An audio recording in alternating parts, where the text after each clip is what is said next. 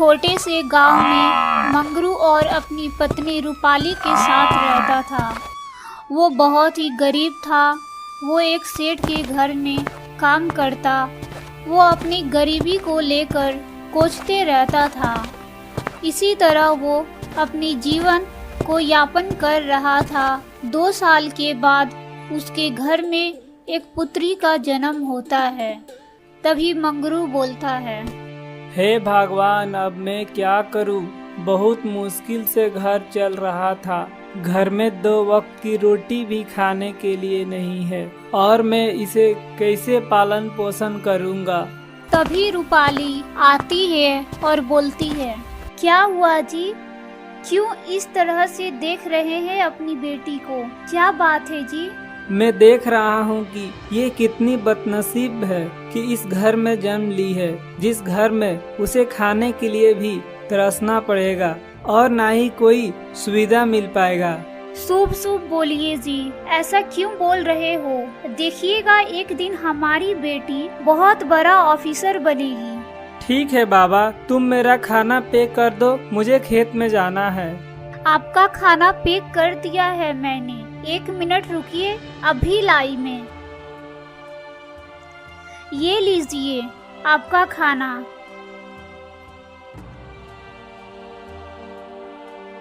और हाँ सुनिए, सेठ जी से अपना पैसा मांगिएगा। घर में कुछ भी खाने के लिए नहीं है। ठीक है रूपाली, हम सेठ जी से पैसे के लिए बात करते हैं देने के लिए। ठीक है, अब हम चलते हैं। इतना बोलकर मंगरू खेत में चला जाता है। पूरा दिन खेत में काम करता है और शाम को मंगरू सेठ के घर जाता है। तभी कुछ लोग सेठ के बारे में बात कर रहे थे और मंगरू भी वहीं पर चला जाता है। सेठ लालचंद 1 नंबर का लालची इंसान है। खेत दे देता है रोपने के लिए और जब फसल हो जाता है तभी आता है और जो अच्छा फसल होता है वो ले लेता है और जो खराब फसल होता है वो दे देता है। हाँ भाइयों, सेठ 1 नंबर का लालची और बेईमान आदमी है। उसके घर जो काम करने आता है उसका भी पैसा वक्त पर नहीं देता। देखना, ये भी उसका घर काम करना छोड़ देगा। सुने हैं कि एक आदमी आया है, देखना वो भी काम छोड़ देगा। ये सारी बातें सुनकर वो वहाँ से चला जाता है और बोलता है, क्या पता सेठ हमारा पैसा देगा या नहीं देगा। नहीं देगा तो क्या होगा, हमारे घर में कुछ खाने के लिए भी नहीं है। इतने में सेठ के घर चला जाता है और देखता है कि सारे लोग लाइन में लगे हुए हैं और वो भी लाइन में लग जाता है। ये लो सम्मुखन अपना पैसा। ये लो अपना पैसा रमेश। ये क्या सेठ जी, आप इतने कम रुपए दे रहे हैं? क्यों रे, तुम्हारा इतना हिम्मत? तुम हमसे मुंह लगाएगा? महीने में तुम 8 दिन आया ही नहीं है। सेठ जी, अभी भी 6,600 रुपए हो रहे हैं, लेकिन आप 4,600 रुपये दे रहे हैं। ऐसा क्यों? तुम ठीक से काम नहीं किया है, इसीलिए तुम्हारा पैसा काट लिए हैं। नहीं सेठ जी, हम तो बराबर काम किए हैं। चल चल साइड हट। क्यों रे मंगरू, इतना दिन से कहाँ था? ये ले तुम अपना पैसा। क्यों सेठ जी, आप इतना कम पैसा क्यों दे रहे हैं? हम तो अगला मंथ में बराबर ही काम किए हैं। बारिश की वजह से फसल बिकी नहीं है। जब फसल बिक जाएगी तब तुम्हें पैसे दे देंगे। मंगरू पैसा लेकर घर आ जाता है और अपनी पत्नी को बोलता है, ये लो रूपाली, सेठ इतना ही पैसा दिया है, इन्हीं में घर खर्च चलाना है। ठीक है जी, आप बैठिए, मैं खाना लाती हूँ। खाना रूपाली लेकर आती है और दोनों खाना खा के सो जाते हैं। तभी मंगरू के सपने में हनुमान जी आते हैं और बोलते हैं, मंगरू, ओ मंगरू, तुम्हें अमीर नहीं बनना है क्या? हाँ हनुमान जी, बनना है। तो फिर क्यों नहीं अपनी बेटी को पढ़ा रहे हो? जब तुम अपनी बेटी को पढ़ाओगे तभी तुम अमीर बन पाओगे, समझे तुम? हाँ, मैं सब समझ गया हनुमान जी। सुबह होते ही वो अपनी पत्नी से बोलता है। रूपाली, मेरे सपने में हनुमान जी आए थे और बोले कि तुम्हें अमीर बनना है तो तुम अपनी बेटी को पढ़ाओ। तो क्या हुआ जी, हम लोग पढ़ाएंगे अपनी बिटिया को। ये क्या बोल रही हो रूपाली, हमारे पास खाने के लिए पैसे नहीं है और अश्विनी को पढ़ाने के लिए बोल रही हो। आप चिंता मत कीजिए, सब ठीक हो जाएगा। आप एक काम कीजिए, अपने सेठ से 50,000 रुपए मांग लीजिए। ये क्या बोल रही हो तुम, भला सेठ हमें 50,000 रुपए क्यों देंगे? आप एक काम कीजिए, इस घर का कागज लेते जाइए और सेठ जी को दे दीजिएगा और 50,000 रुपए ले लीजिएगा। तुम्हारा दिमाग सही है? तुम क्या बोल रही हो? सिर ढकने के लिए ही एक हमारा सहारा है और तुम बोल रही हो कि इसे सेठ के घर दे देने के लिए। क्या हुआ जी, कुछ साल की तो बात है। हमारी बेटी पढ़कर 10 साल के बाद आएगी तो इस घर को छुड़ा लेगी। चलो ठीक है, अब मैं चलता हूँ। ए जी सुनिए, ये लीजिए घर का पेपर, आप तो ले जाना भूल ही गए थे। ठीक है, अब मैं चलता हूँ, तुम अपना ध्यान रखना। मंगरू सेठ के घर चला जाता है। तभी सेठ बोलता है। इतना जल्दी आए हो मंगरू, क्या बात है? सेठ जी, हमें पैसे चाहिए 10 साल के लिए 50,000 रुपए। हमें बहुत जरूरत है पैसे की। ठीक ठीक, तुम्हें पैसे मिलेंगे, लेकिन हम इस तरह पैसे नहीं देते हैं। तुम्हें पता है ना, पैसे के बदले हम कुछ लेते हैं। हाँ सेठ जी, हम लेकर आए हैं, ये लीजिए घर का कागज। ठीक है मंगरू, यहाँ पे तुम अपना उंगली लगा दो। सेठ मंगरू से सादा पेपर पर अंगूठा ले लेता है और पैसे दे देता है 50,000 रुपए और बोलता है। ठीक है ना, पूरे 50,000 है ना? हाँ सेठ जी, पूरे 50,000 रुपए हैं। अब मैं चलता हूँ। जब मंगरू घर आता है तभी रूपाली बोलती है। क्या हुआ जी, पैसे लेकर आए हैं आप? हाँ रूपाली, मांग कर लाए हैं। ठीक है जी, आप हमारी अश्विनी बेटी को आश्रम लेते जाइए, अशोक गुरु जी के पास। ठीक है, मैं चलता हूँ।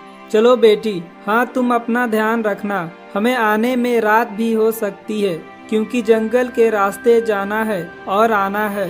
ठीक है जी, आप अपना ध्यान रखना और जल्दी आना। अश्विनी और मंगरू जंगल के रास्ते जाने लगते हैं। कुछ मील दूर चलने के बाद मंगरू और अश्विनी गोकुल पहुंच जाते हैं और गुरु जी का पैर मंगरू छूता है और बोलता है। गुरुजी, ये मेरी बेटी अश्विनी है, इसे आपके पास शिक्षा लेनी है। क्या आपको पता है मेरा गुरु दक्षिणा कितना है? जी गुरुजी, हमें पता है। आपका गुरु दक्षिणा 10 साल का 50,000 है। ये लीजिए गुरुजी, गुरु दक्षिणा। ठीक है मंगरू, तुम्हारी बेटी ठीक 10 साल बाद शिक्षा लेकर तुम्हारी घर चली जाएगी। अब तुम इसे छोड़कर जा सकते हो। मंगरू घर की ओर चल पड़ता है। घर आते ही रात हो जाती है और दोनों सो जाते हैं। सुबह होती है और मंगरू फसल लाने चला जाता है। फसल मंगरू घर लाता है और अपने पत्नी को बोलता है। रूपाली, कहाँ हो? क्या हुआ जी, अभी आई। क्या बात है, बोलिए। सोच रहे हैं कि कुछ बोरा चावल घर पर ही रख दें। बोलो कितना बोरा रख दें? यही कुछ 5 बोरी रख दीजिए। मंगरू चावल के बोरी को रखने लगता है। चावल रखने के बाद बोलता है। ठीक है रूपाली, अब हम चलते हैं चावल बेचने के लिए बाजार में। मंगरू चावल बेचने चला जाता है और दुकान पर चावल बेच देता है। पैसे लेकर घर की ओर चल पड़ता है। घर आता है और खाना खा के सो जाता है। मंगरू का इसी तरह दिन गुजर रहा था। 10 साल बाद। अश्विनी बेटी, अब तुम्हारी शिक्षा पूरी हो चुकी है। अब तुम अपने घर जा सकती हो। जी गुरुजी, मैं अब चलती हूँ। अश्विनी गुरु जी का पैर छूती है और अपने घर की ओर चल पड़ती है। और घर पहुंचती है, अपने पिताजी का पैर छूती है। तभी उसके पिताजी बोलते हैं, तुम कौन हो बेटी और कहाँ से आई हो? पापा मैं अश्विनी हूँ। अब मेरी पढ़ाई पूरी हो चुकी है। रूपाली, रूपाली कहाँ हो? देखो हमारी बेटी अश्विनी आई है। हाँ जी, अभी आई। हमारी बेटी इतनी बड़ी हो गई है। अश्विनी अपनी माँ का पैर छूती है और बोलती है, हाँ माँ, मैं बड़ी हो गई हूँ। अब चलो घर के अंदर, कुछ खाने के लिए है तो दे दो, क्योंकि मुझे बहुत भूख लगी है। हाँ बेटी, चलो घर में चलो। और उधर सेठ बोलता है, अब चलते हैं मंगरू के पास। 10 साल हो गया है, अभी तक पैसा दिया नहीं है। सेठ मंगरू के घर जाता है और बोलता है, लगता है मंगरू की बेटी आई है। क्या हुआ अंकल जी, क्या बात है? बेटी, तुम्हारे पापा या मम्मी कहाँ हैं? बात करनी है मुझे। हाँ अंकल जी, पापा हरा पेड़ को काटने गए हैं और मुर्दा पेड़ को लगाने गए हैं। ये क्या बोल रही हो तुम? तुम्हारा दिमाग सही है ना? चलो चलते हैं, कल वापस आ जाएंगे। इतना बोलकर सेठ घर चला जाता है। सुबह होती है। सुबह सुबह सेठ मंगरू के घर आ जाता है और अश्विनी घर पर रहती है। सेठ को देखकर अश्विनी बोलती है, क्या हुआ अंकल जी, फिर से आ गए इतनी सुबह सुबह? देखो लड़की, तुम्हारा पिताजी हमसे 80,000 रुपया लिए हैं और बोले 10 साल के बाद दे देंगे, अभी तक दिए नहीं हैं। अच्छा ठीक है अंकल, हम बता देंगे। तो हमें क्या मिलेगा? तुम्हारा पिताजी का सारा कर्जा माफ कर देंगे। ऐसे कैसे मान लूं कि आप माफ कर देंगे? चलो, मैं धरती नीचे ऊपर आसमान की साक्षी मान के कसम खाता हूँ कि मैं तुम्हारा पिताजी का सारा कर्जा माफ कर दूंगा। नहीं नहीं, ऐसे नहीं होगा। आपको जीवित प्राणी की कसम खानी होगी। ये तो बहुत तेज निकली, बात को मान ही नहीं रही है। चलो, मैं इस तोते की कसम खाता हूँ, मैं तुम्हारे पिताजी का सारा कर्जा माफ कर दूंगा। तब ठीक है, बताती हूँ। हरा पेड़ काटने के मुर्दा पेड़ लगाने का मतलब हरा बांस काट कर झोपड़ी बनाने गए हैं, और मम्मी हवा बेचने गई है मतलब हाथ पंखा बेचने गई है, और हीरा लाने गई है मतलब पैसा लाने गई है। समझे क्या अंकल? ये लड़की तो होशियार निकली, पर मैं भी कोई कम तो नहीं हूँ। पैसे तो लेके ही रहूँगा। अभी चलता हूँ, कल वापस आऊँगा। सुबह होती है और फिर से सेठ मंगरू के घर आ जाता है और बोलता है, क्यों रे मंगरू, अभी तक तूने पैसे नहीं दिए, क्यों? जी सेठ जी, मैं आपका पैसा देने ही जा रहा था, तभी आपने आकर पैसा माफ कर दिया था। मैंने कब माफ किया है? क्यों सेठ जी, आप इतना झूठ क्यों बोल रहे हैं? आप ही तो माफ किए कर्जा कल तोता का कसम खाकर। हाँ सेठ जी, आपको पैसा नहीं मिलेगा, आपको जो करना है कर लीजिए। मैं भी देखता हूँ पैसे कैसे नहीं मिलेगा। मैं अभी मुखिया के पास जाऊँगा और पैसे लेके रहूँगा। सेठ आग बबूला होकर मुखिया के घर चला जाता है और बोलता है, मुखिया जी, मंगरू हमसे 80,000 रुपया लिया था और बोला था कि 10 साल के बाद दे देंगे, पर अभी तक नहीं दिया है। ऐसे कैसे नहीं देगा तुम्हारा पैसा? तुमने कुछ किया है क्या? नहीं मुखिया जी, मैंने कुछ नहीं किया है। तो ठीक है, मैं अभी बोलवाता हूँ। रामू और गिरधारी, जाओ दोनों और मंगरू को लेकर आओ।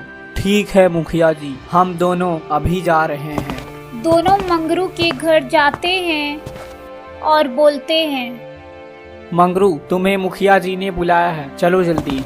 मंगरू को बुलाकर दोनों मुखिया के पास लेकर चले जाते हैं। तभी मुखिया बोलते हैं, क्यों मंगरू, तुमने सेठ के पैसे अभी तक क्यों नहीं दिए हो?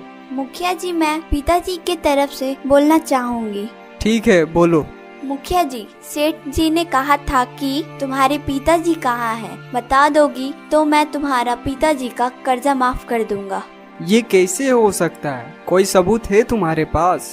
जी मुखिया जी, है ना। इन्होंने तोते को साक्षी मानकर कसम खाए थे। नहीं मुखिया जी, यह लड़की झूठ बोल रही है। नहीं मुखिया जी, ये झूठ बोल रहे हैं। तोता इनके सिर पर बैठा हुआ था। नहीं मुखिया जी, तोता हमारे सिर पर नहीं, इसकी झोपड़ी पर बैठा था। देखे ना मुखिया जी, झूठ पकड़ा गया ना। देखो सेठ, तुम बहुत झूठ बोल रहे हो। तुम 50,000 की जगह 80,000 बोल रहे थे और कर्जा माफ कर दिए हो तो क्यों मांग रहे हो? तुम्हें सारी कर्जा माफ करनी होगी, नहीं तो तुझे सजा मिलेगी। ठीक है मुखिया जी, हमने कर्जा माफ कर दिया। ठीक है, अब तुम लोग जा सकते हो। अश्विनी, रामू और सेठ अपने घर की ओर चल पड़े। अगर वीडियो अच्छी लगी है तो वीडियो को लाइक करके चैनल को सब्सक्राइब कर दे।